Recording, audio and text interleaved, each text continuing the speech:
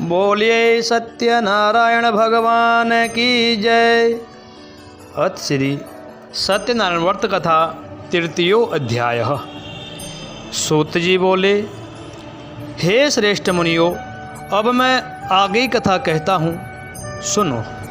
पहले समय में उल्कामुख नाम का एक बुद्धिमान राजा था। वह सत्यवक्ता और जितेंद्र था। प्रतिदिन देवस्थानों पर जाता था तथा गरीबों को धन देकर उनके कष्ट दूर करता था। उनकी पत्नी कमल के मुख समान वाली सती साध्वी थी। भद्रशिला नदी के तट पर उन दोनों ने श्री सत्यनारायण भगवान का व्रत किया। उस समय वहाँ एक साधु वैश्य आया। उसके पास व्यापार के लिए बहुत सा धन था। वह नाव को किनारे पर ठहरा कर राजा के पास गया और राजा को व्रत करते हुए देखकर विनय के साथ पूछने लगा, हे राजन, भक्ति युक्त चित्त से आप यह क्या कर रहे हैं? मेरी सुनने की इच्छा है, सो आप यह मुझे बताइए। राजा बोला, हे साधु, अपने बांधवों के साथ पुत्रादि की प्राप्ति के लिए महाशक्तिवान सत्यनारायण भगवान का व्रत व पूजन किया जा रहा है।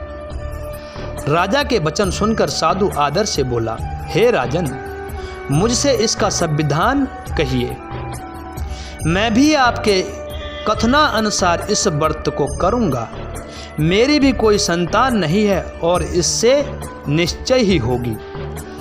राजा से संविधान सुन व्यापार से निवृत्त हो वह आनंद के साथ घर को गया। साधु ने अपनी स्त्री से संतान देने वाले उस व्रत का समाचार सुनाया और कहा कि जब मेरे संतान होगी तब मैं भी इस व्रत को करूंगा। ऐसे वचन अपनी स्त्री लीलावती से कहे। एक दिन उसकी स्त्री लीलावती पति के साथ आनंदित हो सांसारिक धर्म में प्रवृत्त हो सत्यनारायण भगवान की कृपा से गर्भवती हो गई। 10वें महीने में उनके एक सुंदर कन्या का जन्म हुआ। कन्या दिनों दिन ऐसे बढ़ने लगी जैसे शुक्ल पक्ष का चंद्रमा बढ़ता है। कन्या का नाम कलावती रखा गया। तब लीलावती ने अपने पति से कहा मीठे वचनों में, आपने संकल्प किया था भगवान का व्रत करूंगा, अब आप उसे करिए। साधु बोला, हे प्रिय, इसके विवाह पर करूंगा। इस प्रकार अपनी पत्नी को आश्वासन देकर वह नगर को चला गया। कलावती पितृगृह में वृद्धि को प्राप्त हो गई। साधु ने जब नगर में सखियों के साथ अपनी पुत्री को देखा तो तुरंत दूत को बुलाकर कहा कि मेरी पुत्री के वास्ते कोई सुयोग्य वर देखकर लाओ। साधु की आज्ञा पाकर दूत कंचन नगर पहुंचा और वहां पर बड़ी खोज और देखभाल कर लड़की के लिए सुयोग्य बालक के पुत्र को ले आया। उस सुयोग्य लड़के को देखकर साधु ने अपने बंधु बांधवों सहित प्रसन्न चित्त अपनी पुत्री का विवाह उसके साथ कर दिया। किंतु दुर्भाग्य से विवाह के समय भी व्रत करना भूल गया। तब श्री भगवान क्रोधित हो गए और श्राप दिया कि तुम्हें दारुण दुख प्राप्त होगा। अपने कार्य में कुशल साधु बनिया जमाता सहित समुद्र के समीप रत्नपुर नगर में वहाँ पर दोनों ससुर जमाई चंद्रकेतु राजा के उस नगर में व्यापार करने लगे। एक रोज भगवान सत्यनारायण की माया से प्रेरित कोई चोर राजा का धन चुराकर भागा जा रहा था। किंतु राजा के दूतों को आता देखकर चोर ने घबराकर भागते हुए राजा को धन को वहां चुपचाप रख दिया जहां वे दोनों ससुर जमाई ठहरे हुए थे।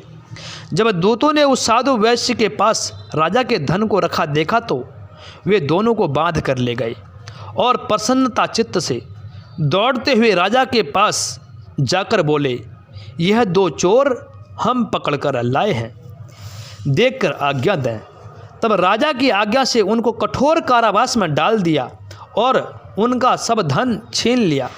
सत्यनारायण भगवान के श्राप द्वारा उनकी पत्नी घर पर बहुत दुखी हुई और घर पर जो धन रखा हुआ था उसे चोर चुरा कर ले गई। शारीरिक व मानसिक पीड़ा तथा भूख प्यास से अति दुखी हो अन्न की चिंता में कलावती एक ब्राह्मण के घर गई। वहाँ उसने सत्यनारायण भगवान का व्रत होते हुए देखा। फिर कथा सुनी, प्रसाद ग्रहण कर रात को घर आई। माता ने कलावती से कहा, हे पुत्री, अब तक कहाँ रही? वह तेरे मन में क्या है? कलावती बोली, हे माता, मैंने एक ब्राह्मण के घर पर श्री सत्यनारायण भगवान का व्रत होते हुए देखा है। कन्या के वचन सुनकर लीलावती भगवान के पूजन की तैयारी करने लगी। लीलावती ने परिवार और बांधों सहित श्री सत्यनारायण भगवान का पूजन किया और वर मांगा कि मेरे पति और दामाद शीघ्र ही आ जाएं।